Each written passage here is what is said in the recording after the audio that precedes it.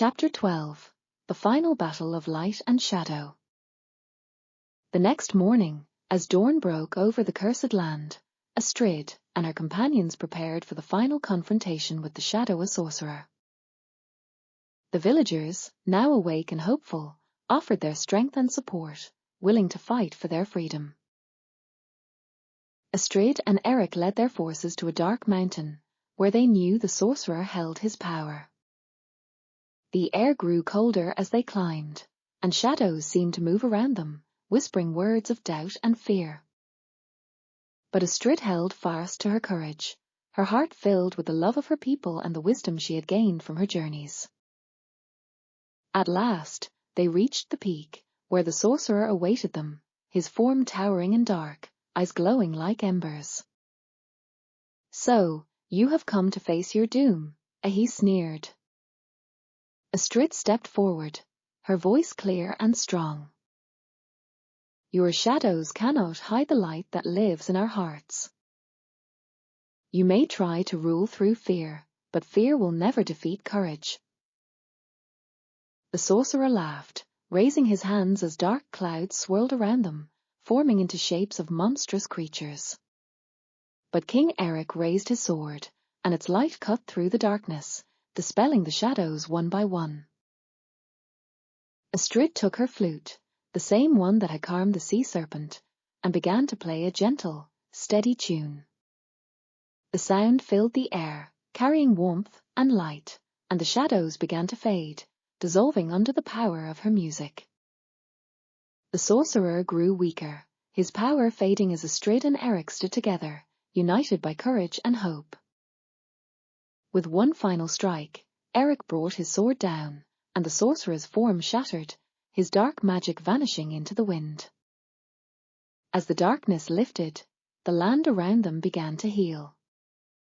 The sun broke through the clouds, bathing the kingdom in light for the first time in many years.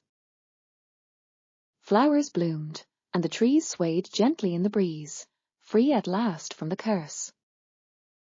Astrid looked around, feeling a deep sense of peace.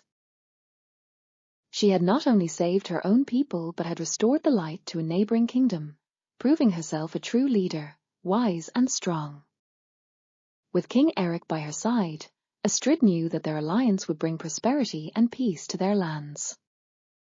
Together, they returned home, the villagers cheering for their brave princess who had saved them all. Chapter 13. The Wise Counsel. The kingdom was finally at peace, the dark curse lifted, and the land full of light and joy. Astrid's journey had taught her many things, but she knew her learning was far from over. She now had an alliance with King Erik, and together they decided to establish a wise council to guide both kingdoms. Astrid invited the wisest elders, the bravest warriors, and the kindest villagers to join the council. They gathered in the great hall, where the walls were lined with tapestries of ancient Viking legends. Astrid, now respected as a true leader, stood at the head of the hall, ready to share her vision for a united kingdom. "We have all seen dark times," as she began, her voice strong and steady.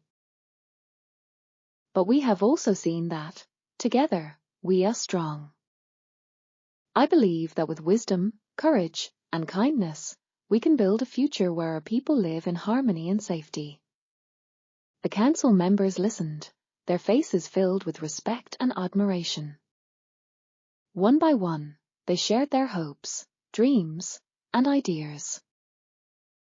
Bjorn, her loyal warrior, spoke of building defenses to protect their borders. Sigrid, the wise elder, suggested that they teach the young about courage and honesty. But then, an unexpected voice spoke up, a young boy named Leif, who had been chosen to represent the children of the villages. "Princess Astrid," he said, his eyes bright, "we should also remember to be kind to all creatures, even those that seem scary or different. They have hearts too." Astrid smiled, moved by the boy's innocent wisdom. "You are right, Leif. We must protect the peace, not just between our people, but with the world around us.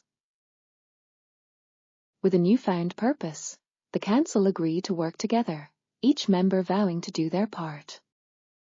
Astrid felt a deep sense of pride, knowing that her kingdom was united not only by strength but by wisdom and compassion.